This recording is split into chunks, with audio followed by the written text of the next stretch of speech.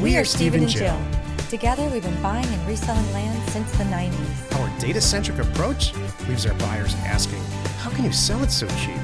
Here on the Land Academy Show, We answer that and more. Jill here. Hi. Oops, sorry. Hi, Steve and Jill. Welcome to the Land Academy Show, entertaining land investment talk. I'm Stephen Jack Butella. And I'm Jill DeWitt, broadcasting from sunny Southern California. Today, Jill and I talk about leaving your land alone. We've been talking about it all week. There's a lot of things I'd like to just leave it alone. Yeah. I feel like Why I say do that we a lot. as people have to mess with stuff, you know? That's true. Get our hands all up in everything. Leave it alone. I bet that's been going on since the beginning of time. I'm sure it has. Like, I, more than anybody, love the concept of messing with stuff to improve it, or constantly moving forward, or, you know, for me, it's true. like all data-driven, finding better ways to analyze data to make decisions and stuff. That's true. But actually, physically changing a property, like a contractor does or a developer does, and I understand all that, too. Right. The world needs people like that, for sure. I'm just not one of those people, and I think if you're going to maximize money, you know, for us at this level, there's no better way for us to maximize money than what we do. I agree. You know, I was going to say the whole point to me about leaving it alone is you already won. So why mess with it? You bought it at the right price. That's when you know. You should buy these assets knowing that if I do nothing, it's just going to be fine. So we're all in the business of creating equity, right?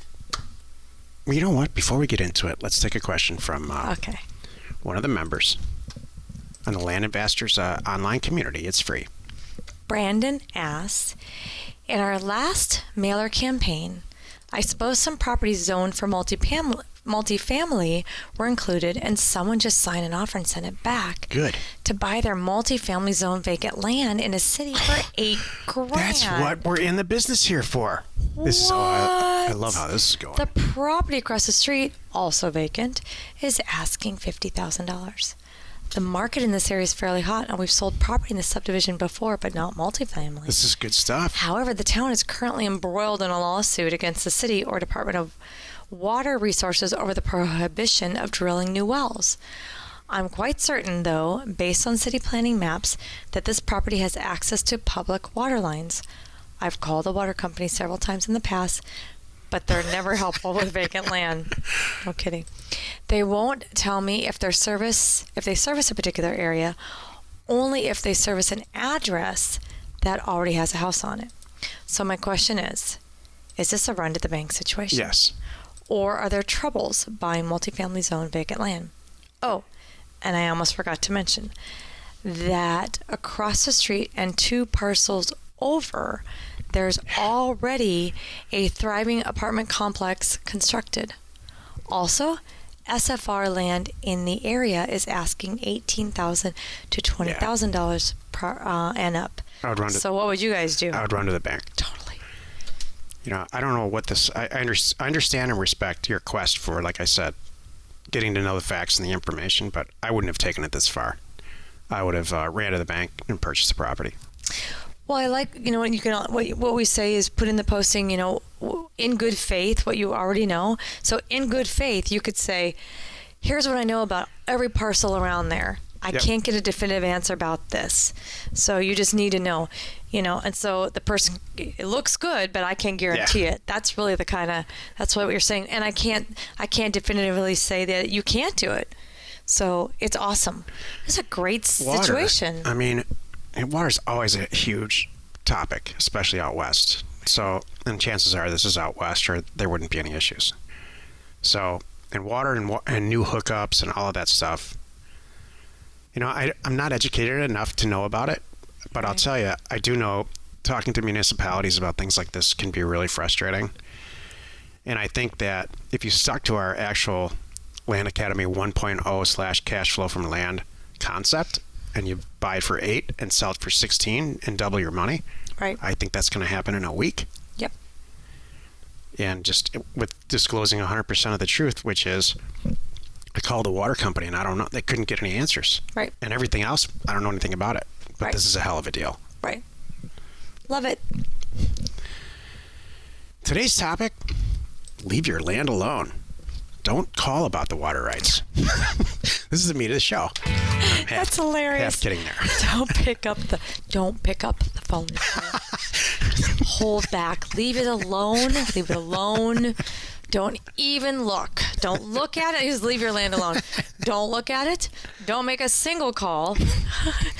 Don't research exactly what more about the zoning to see what else is possible, and if you can really keep an eye on there 365 days a year, because I've had this, or you have to move it, every other month, something silly like that. So leave it alone. Now we're done. We were all here, all of us, unless there's something really strange about you. We're all here to create equity. How do you create equity? Like, this is philosophical financial stuff now. You create equity by buying something for less than it's worth. If you buy, I'm going to use the caller. I keep saying caller. The question asker, I'm going to use their example. They're buying a piece of property for $8,000. It's worth $50,000, and they're going to sell it for $16,000. They have created $8,000 worth of equity just by signing a piece of paper, and then signing a piece of paper again on the sell side, or several pieces of paper. You know what I mean? Yes. There's another way to create equity, by making improvements or creating something. Here's an obscure example. These are true examples.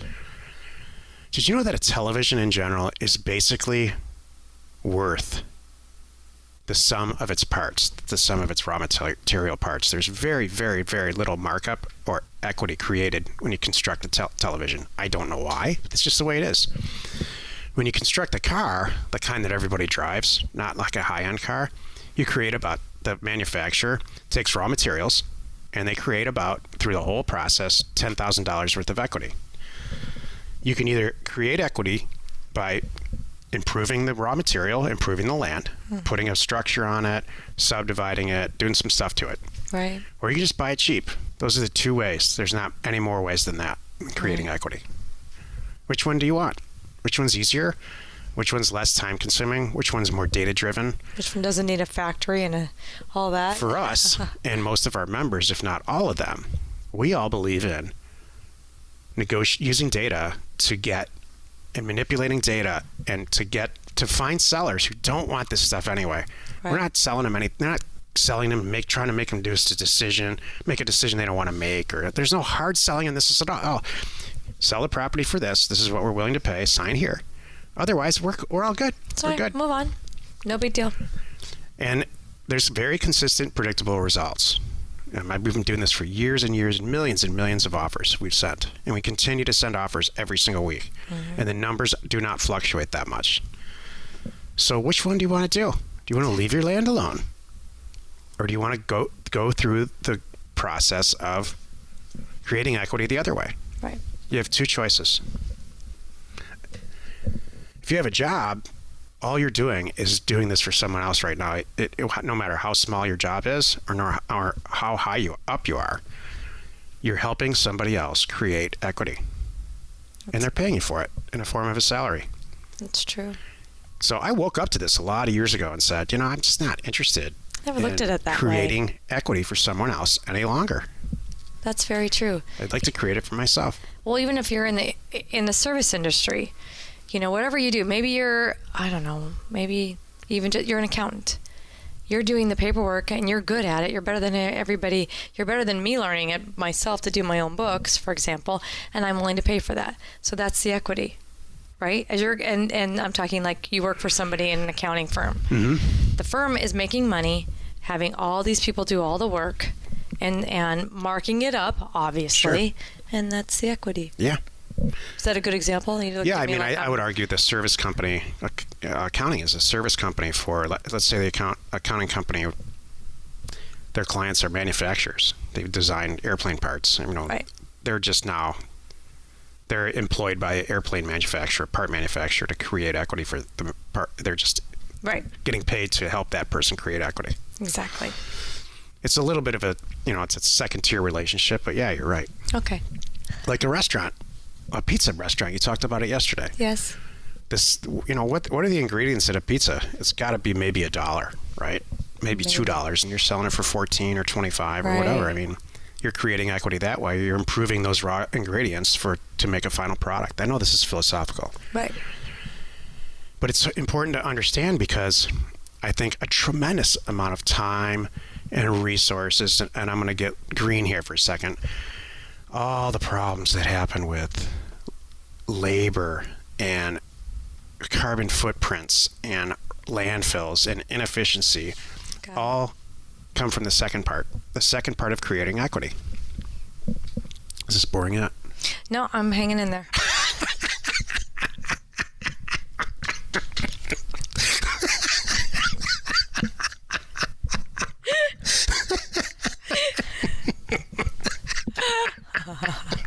Sorry. I wonder, it's so funny. How bad is it really? No, well, it's funny. I'm sure this is what's great. This is the value of what we're doing right now with the audio and the video. So people listening know that, God, Jill's kind of quiet there. And people watching are going, where is her mind going right now? Can you all tell that I'm like, my eyes are like glossing over? I'm staring at the camera and I have this smile on my face, like I'm paying attention. But if you look real deep into my eyes, there's nothing there. There's nothing. You're thinking about the beach, are you now? I'm thinking about pizza for lunch. Wow, that sounds good, doesn't it? Yeah, that's kind of where I went, and so that we back to your pizza example. Oh man. Oh gosh, sorry. So, and the world is packed full of people that have to see what they're creating and touch it and make the pizza. They just see what's in front of them and they make stuff. And I understand that. Go ahead. I thought of a good point. This is so interesting. I was watching a documentary or something I was reading on, I don't remember what. Maybe it was just, I'm always reading and looking at new stuff and growing your business and things like that. And I was just, this whole discussion about people who can't grow their business. And it made me think of the pizza story. And it was talking about a woman who had a bakery. She was so excited. She opened this bakery and, but she couldn't shift from being the sole baker and touching it all and making it all go out perfect from her shop to grow her business and even imagine having 2 stores and 3 stores and 4 stores, which she could. Totally different talents. But she couldn't, she had to touch it. Yeah. She couldn't make that transition. That's a bakery, by the way, that you want to go to. Oh, yeah, you because don't it's want to awesome. own it or any of that Well, stuff. hold on a moment, though. Here's my other thing. As 3 a years, customer. I don't know, by 3 years in, it's not going to be as good as it was on day one because the woman's burnt out now. If she's the one opening up the bakery every morning at 4 a.m., you can't do that. You will work yourself to the, whatever. So I just made me think of that. Yeah. Sorry. No, it's okay. Okay. So for my money, the other element here is time, right? So let's say, that's good. You have 2 choices with a piece of property. You can sell it, immediately resell it for less, or you can sit around and create equity by improving it for way more time and way more money. So which one do you want to do? Exactly. And what's also involved in that decision is risk. What are you going to run into? What are the unknown issues that you're going to run into by connecting to the city water? Tons. Yeah. And at this day and age, you don't just... in this country, you can't just do stuff you got to get approval from everybody. Right. And everybody wants to be paid. And it never goes how you think it's going to go. You know how reselling land, if you ever listen to more than 20 minutes of any episode of these shows, you know how much of a curmudgeon I am and a naysayer I am about it's just stuff that goes on. There's constantly stuff that gets in your way of creating equity. But if you buy an asset and just immediately resell it, it almost goes... I have to say, we've done, almost 16,000 deals right now up to this point. That's us. That's not our community. And we buy, our community. I don't even want to know, but I'm just saying, I want to make sure it's clear. They do that many in a month. Exactly. So. And I have to say, I can probably count on 2 hands at the problems that we've actually had in any of those deals. Because we kept it simple. Keep it simple, stupid. Just leave it alone. Could you imagine? Leave your land alone. I have a question. Can I ask a question? Leave your land alone, yeah. How fast would we have been out of business if we decided on every piece of rural vacant land that we purchase that we would put in a road and a well and get power out there. Could you? We would be out of business on the first deal. Thank you. That's my point. I'm done. I mean, I don't know how else to follow that up. Could you imagine? I mean, that's in the simplest terms. That's it. Just leave it alone. Exactly. It's for the end user to do what they want with. That's their job. Exactly. You know, also, could you imagine if where we live, none of that was there? Right. You would never want to live there. Exactly. So, buying stuff and reselling it, or buying a company, that's for another topic. Buying a company that buys stuff and reselling it as the owner where you don't work there. Now, I'm actually writing a book called Acquisitions. There's no way to make money faster than buying a company and never working there, but improving the back end stuff, the data piece, the computers, not the actual whatever they do, make pizzas or make airplane parts or whatever, Right. everything in between. That's a topic for a whole different time. Creating equity. Understand.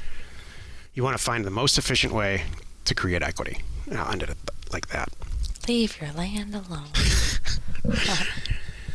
Well, you've done it again. You spent another 15 or 20 minutes listening to the Land and watching the Land Academy show. Join us next time for other interesting episodes, and we'll answer all your questions. In the meantime, if you post them on landinvestors.com, it's free.